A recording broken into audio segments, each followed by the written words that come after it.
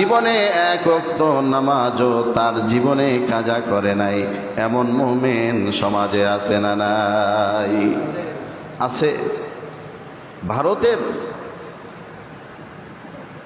কুতুবউদ্দিন বখতিয়ার কাকি রহমতুল্লাহ আলাই, তিনি মৃত্যুর পূর্বে ওসিয়ত করে গিয়েছেন সন্তানদেরকে, হে আমার কলিজার টুকরা সন্তানেরা, আমার জানাজার নামাজ এমন একজন ব্যক্তিকে দিয়ে পড়াবা যে জীবনে 5 ওয়াক্ত নামাজ কাজা তো করেই নাই, তার জীবন অতিবাহিত করেছে, জীবন শেষ মুহূর্ত পর্যন্ত আসরের নামাজের যে সুন্নত আছে, আসরের নামাজের 4 রাকাত সুন্নত হচ্ছে, এটা পড়লে সওয়াব আছে, না পড়লে গুনাহ নাই।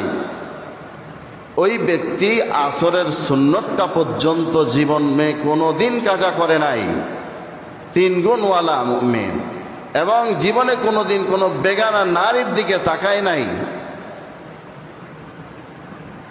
এবং কোনো দিন তার তাহাজ্জুদ ছোটে নাই।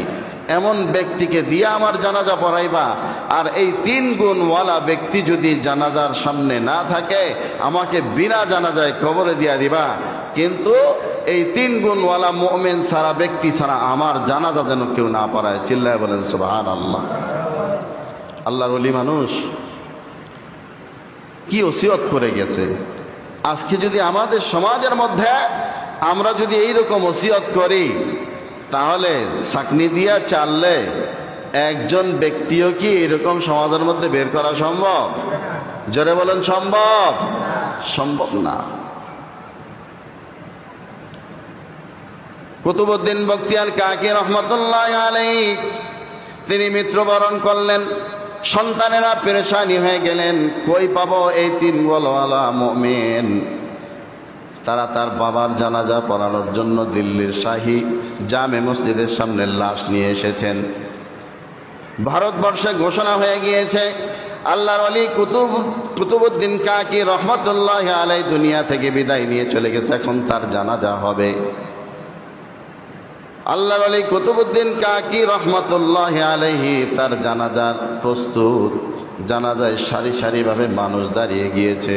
সন্তানেরা সামনে দাঁড়ায় বললেন, আমার বাবা ওসিয়ত করে গিয়েছে, এই 3 গুণওয়ালা মুমিন যিনি আছেন, তিনি শুধুমাত্র আমার বাবার জানাজা পড়াতে পারবেন, আর এই 3 গুণ যার মধ্যে নাই, ওই ব্যক্তি আমার বাবার জানাজা পড়াতে পারবে না।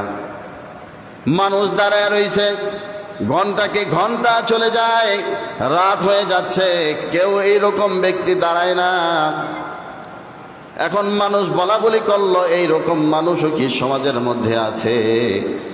মানুষ কানা খোসা শুরু করলো, আরে এত বড় আল্লাহর একজন ওলি এমন কি ওসিয়ত করে গেল যার কারণে তার জানাজা ছাড়াই তাকে দাফন করতে হবে। এখন সন্তানেরা বলছেন, ঘোষণা দিয়ে দিয়েছেন, কি খবর কি? আপনারা তো কেউই কর্ণপাত করেন না, কেউই কথা বলেন না, কারণটা কি? এইরকম কোনো মুমিন কি এত লক্ষ লক্ষ মানুষের মধ্যে উপস্থিত নাই? তাহলে কিন্তু আমার বাবাকে বিনা জানাজায় দাফন দিয়ে দিতে হবে। এই কথা চিন্তা করে তৎকালীন দিল্লির সম্রাট বিচারক, যিনি প্রধান দায়িত্ব পালন করছেন, উনি আস্তে আস্তে পিছন থেকে হেঁটে সামনের দিকে চলে আসলেন। চলে এসে কুতুবউদ্দিন কাকি রহমতুল্লাহ আলাইহির তার যে কাপনের কাপড়, মুখের কাপড়টা খুলে কপালের মধ্যে চুমু দিয়ে বললেন, ওগো আল্লাহর ওলি কুতুবউদ্দিন কাকি, আমার এই 3টা গুণ আছে, জীবনে কোনো দিন আমি আমার এই গুণগুলা মানুষের সামনে প্রচার করতে চাই নাই, আজকে আপনি আমার মুখোশ খুলে দিয়ে গিয়েছেন। চিল্লায় বলেন সুবহানাল্লাহ। দিল্লির সম্রাট, দেশের প্রধানমন্ত্রী, ভারতবর্ষের প্রধানমন্ত্রী, সম্রাট, তিনি কি করলেন? এই 3 গুণওয়ালা মুমিন হিসাবে গোটা লক্ষ লক্ষ মানুষের সামনে উপস্থিত হয়ে গেলেন। চিল্লায় বলেন সুবহানাল্লাহ। আমরা তো, আমাদের অবস্থা কি? আমাদের অবস্থাটা কি? আমরা সামান্য পরিবার সামাল দিতে পারি না। একটা সমাজের একজন মেম্বার হয়েছি, শুধু ব্যস্ত, শুধু ব্যস্ত, শুধু ব্যস্ত। উনি ঠিকমতো নামাজ আদায় করতে পারে না। একটা ইউনিয়নের চেয়ারম্যান হয়েছেন, উনি ঠিকমতো নামাজ আদায় করতে পারে না, রোজা আদায় করতে পারে না, সত্য কথা বলতে পারে না। বলে বিচার করলে সবাই খুশি হবে না, বিচার করলে তো একজন বেজার হবে, একজন খুশি হবে। কি বলেন? এরকম বলে না? বেজার হোক আর খুশি হোক, বিচার করার দায়িত্ব আপনার নাই, বিচার করবেন, এটাই আপনার দায়িত্ব। যারা বলুন ঠিক কিনা? কোরআন দিয়ে বিচার করবেন, কে খুশি হলো কে বেজার হলো সেটা দেখার টাইম নাই। এমন বিচার করে দিয়েছেন খলিফা হযরত ওমরে ফারুক রাদিয়াল্লাহু তাআলা আনহু। ঘটনা অনেক বড়, সেই দিকে যাব না, ইনশাআল্লাহ সময় হলো অন্যদিন শোনাবো।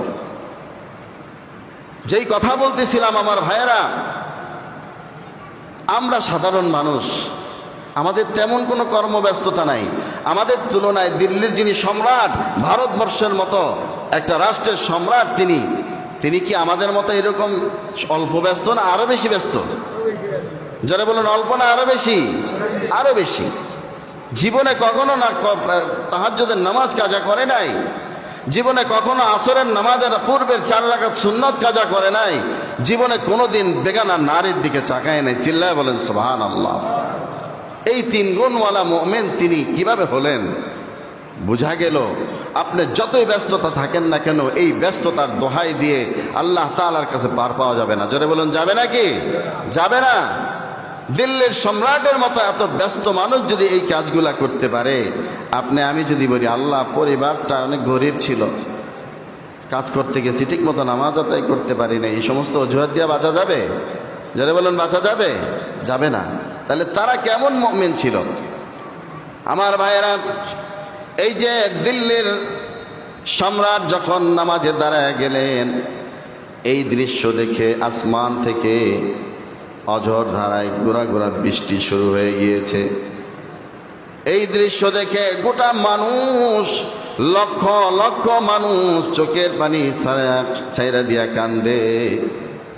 আহারে, আমাদের মধ্যে এরকম বড় বড় আলেম অভাব নাই, কিন্তু আলেম সাহেবের এত সুন্দর আমল নাই। কিন্তু দিল্লির সম্রাট, তিনি ওই ভারতবর্ষের প্রধানমন্ত্রী, তিনি কোনো বড় আলেমও না, কিন্তু তার ভিতরে কত সুন্দর 3টা গুণওয়ালা মুমিন তিনি হয়েই রয়েছেন। জোরে বলুন ঠিক কিনা? ইতিহাস সাক্ষী দেয়, এই যে কুতুবউদ্দিন কাকি রহমতুল্লাহ আলাইহির শুধুমাত্র জানাজার দৃশ্য দেখে ওই সময়ে ভারতবর্ষের লক্ষ লক্ষ হিন্দু এবং খ্রিস্টান মুসলমান হয়ে গিয়েছে। চিল্লায় বলেন সুবহানাল্লাহ। এরা ছিল মানুষ। এরা কি ছিল? মানুষ। এরা ছিল মানুষ। এজন্য বললাম কি, ওই যে কালেমা জীবনে একবার পড়েছে, নামাজ নাই, রোজা নাই, হজ নাই, যাকাত নাই, ভালো কোনো কাজ নাই তার ভিতরে, তার আমলের মধ্যে, তিনিও মুমিন। আর এই সমস্ত দিল্লির সম্রাটের মতো মুমিন ব্যক্তিরা, তারাও মুমিন।